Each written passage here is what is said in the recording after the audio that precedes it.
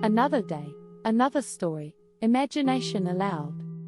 The buying of orchids always has in it a certain speculative flavor. You have before you the brown shriveled lump of tissue, and for the rest you must trust your judgment, or the auctioneer, or your good luck, as your taste may incline.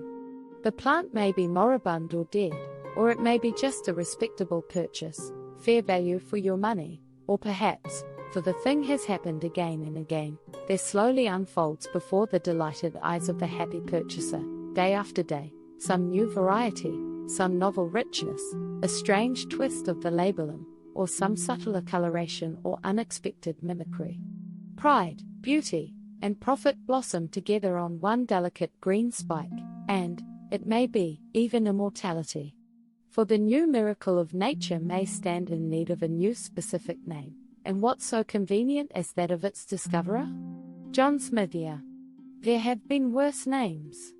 It was perhaps the hope of some such happy discovery that made Winter Wedderburn such a frequent attendant at these sales, that hope, and also, maybe, the fact that he had nothing else of the slightest interest to do in the world. He was a shy, lonely, rather ineffectual man, provided with just enough income to keep off the spur of necessity, and not enough nervous energy to make him seek any exacting employments.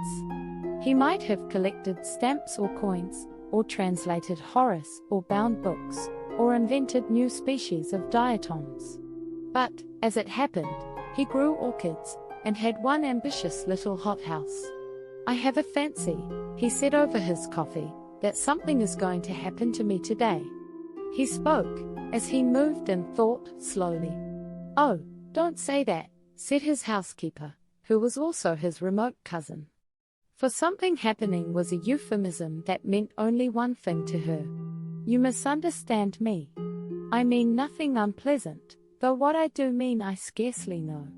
Today," he continued after a pause, "Peters are going to sell a batch of plants from the Andamans and the Indies. I shall go up and see what they have.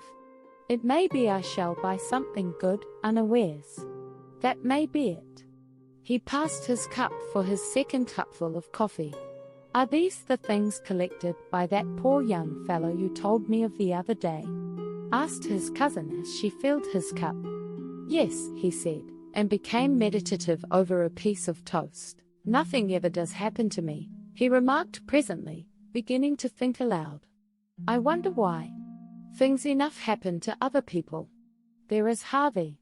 Only the other week, on Monday he picked up sixpence, on Wednesday his chicks all had the staggers, on Friday his cousin came home from Australia, and on Saturday he broke his ankle. What a whirl of excitement! Compared to me, I think I would rather be without so much excitement," said his housekeeper. "It can't be good for you. I suppose it's troublesome. Still, you see, nothing ever happens to me. When I was a little boy I never had accidents. I never fell in love as I grew up. Never married. I wonder how it feels to have something happen to you, something really remarkable." That orchid collector was only 36, 20 years younger than myself, when he died.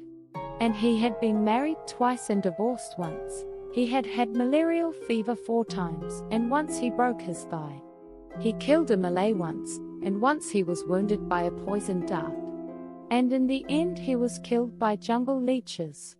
It must have all been very troublesome, but then it must have been very interesting, you know, except, perhaps, the leeches. "I am sure it was not good for him," said the lady, with conviction. "Perhaps not." And then Wedderburn looked at his watch. 23 minutes past 8. "I am going up by the 11:45 train, so that there is plenty of time. I think I shall wear my alpaca jacket. It is quite warm enough, and my grey felt hat and brown shoes.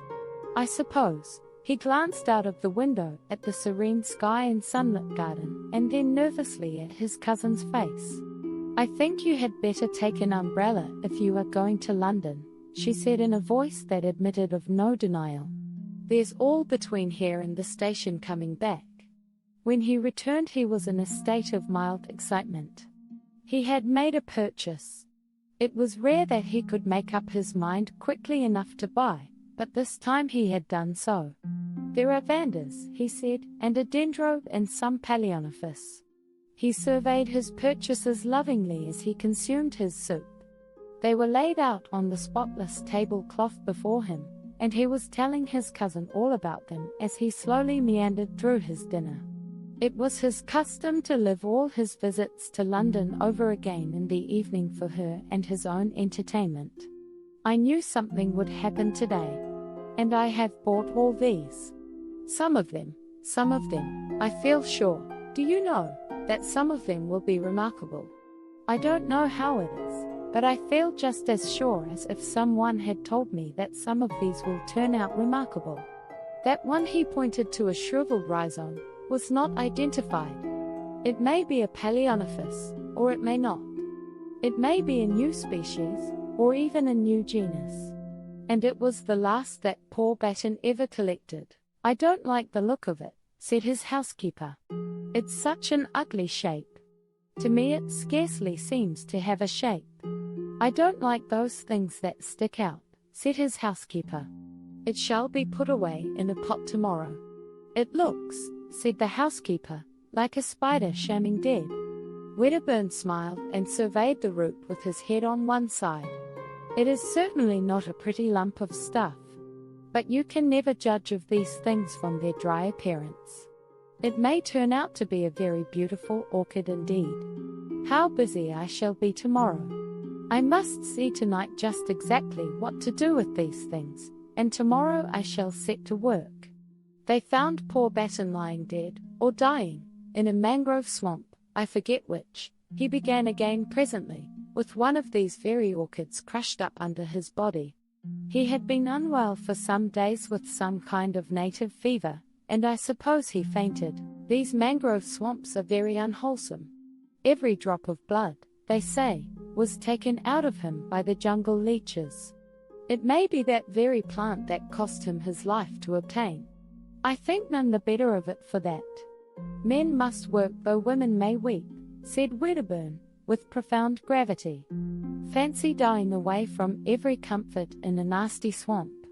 Fancy being ill of fever with nothing to take but chlorodyne and quinine. If men were left to themselves they would live on chlorodyne and quinine, and no one round you but horrible natives. They say the Andaman Islanders are most disgusting wretches, and, anyhow, they can scarcely make good nurses, not having the necessary training. And just for people in England to have orchids. I don't suppose it was comfortable, but some men seem to enjoy that kind of thing," said Wedderburn. Anyhow, the natives of his party were sufficiently civilized to take care of all his collection until his colleague, who was an ornithologist, came back again from the interior, though they could not tell the species of the orchid, and had let it wither. And it makes these things more interesting. It makes them disgusting. I should be afraid of some of the malaria clinging to them. And just think, there has been a dead body lying across that ugly thing. I never thought of that before. There. I declare I cannot eat another mouthful of dinner. I will take them off the table if you like, and put them in the window seat. I can see them just as well there. Thanks for watching. Imagination Aloud. Story continued on Part 2.